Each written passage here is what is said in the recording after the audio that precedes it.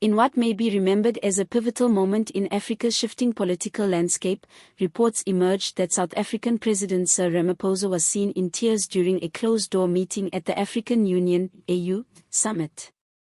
The emotional scene unfolded after a fierce and unprecedented rebuke from Burkina Faso's transitional president, Captain Ibrahim Traoré, a rising figure among Africa's new wave of outspoken, anti-imperialist leaders.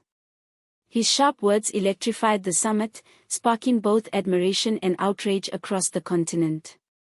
The incident cast a glaring spotlight on the widening ideological and generational divide between Africa's veteran liberation-era leaders and a younger, radical generation demanding a bold new direction. The tense confrontation took place during a highly anticipated AU session, one focused on strengthening Pan-African unity and asserting sovereignty in a multipolar world. As discussions turned to economic dependency, democratic backsliding, and the continued presence of Western troops on African soil, it became clear that a clash was inevitable. Then, in a voice that cut through the diplomatic pleasantries, Captain Traore rose to speak.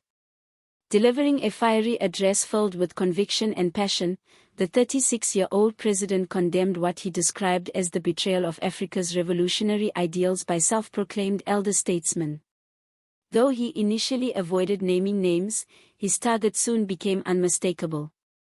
Turning to President Ramaphosa directly, Traore declared, "The ANC was once a beacon of resistance and hope.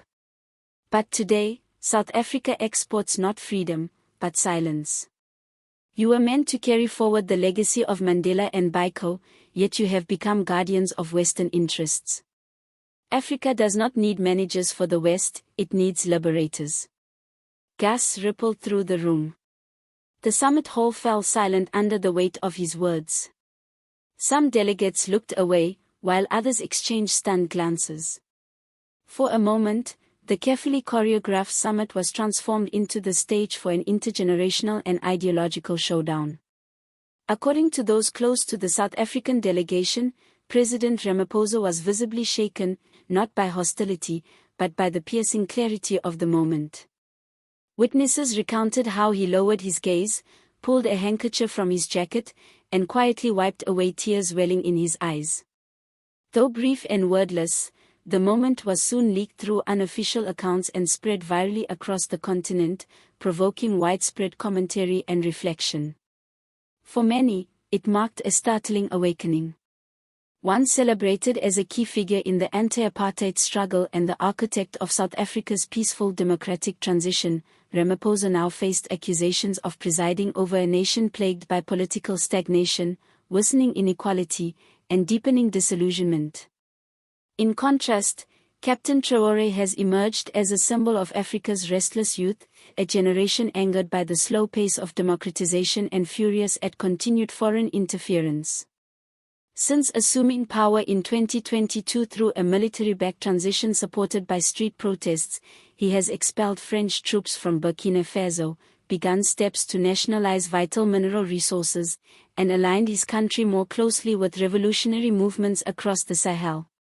While critics accuse him of authoritarian tendencies and populist theatrics, his supporters see him as a necessary corrective to decades of complacency and elite capture. To many young Africans, his fearless words resonate deeply.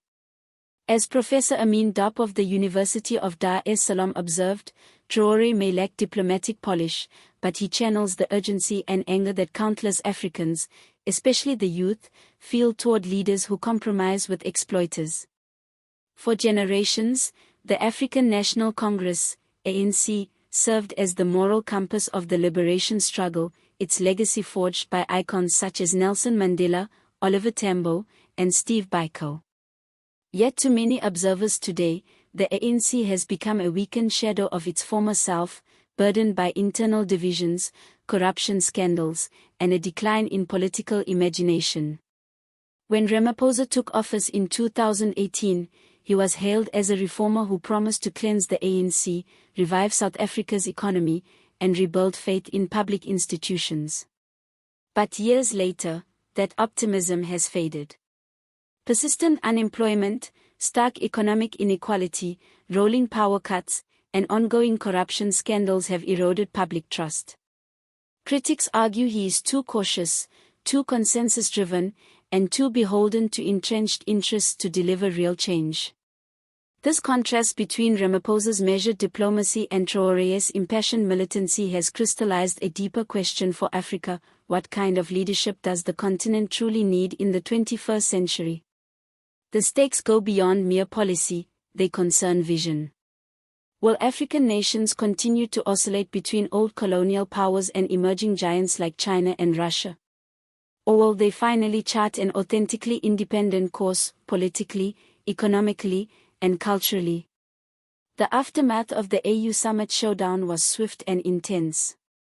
Media outlets across Africa erupted with debate, while social media platforms buzzed with trending hashtags such as #AfricRising and #NoMorePuppets, particularly among younger populations in West and Central Africa. Supporters of Traore hailed him as a truth-teller unafraid to challenge the establishment. In South Africa, however, the incident reignited demands for the ANC to undergo genuine renewal and soul-searching. Veteran journalist Thabo Macon wrote in the Sunday Tribune, "What unfolded at the AU was not merely an embarrassment for Ramaphosa. It marked the symbolic collapse of the ANC's untouchable myth. The struggle credentials that once shielded the party from criticism are no longer enough. The people want results. They want courage." The South African presidency, in its official statement, described the summit as productive and emphasized unity in diversity, pointedly avoiding any mention of the confrontation. Yet insiders suggest that ANC leadership is deeply unsettled and that Ramaphosa himself privately acknowledged the legitimacy of some of Traore's criticisms. Whether this extraordinary moment leads to meaningful change remains uncertain. But what is undeniable is that Africa is entering a new political era, one no longer dominated solely by the ghosts of history, but by the pressing demands of the present and the hopes of a rising generation. As the dust settles, one image lingers in the collective memory: a seasoned president dabbing tears from his eyes, while a young rebel dared to speak the unvarnished truth.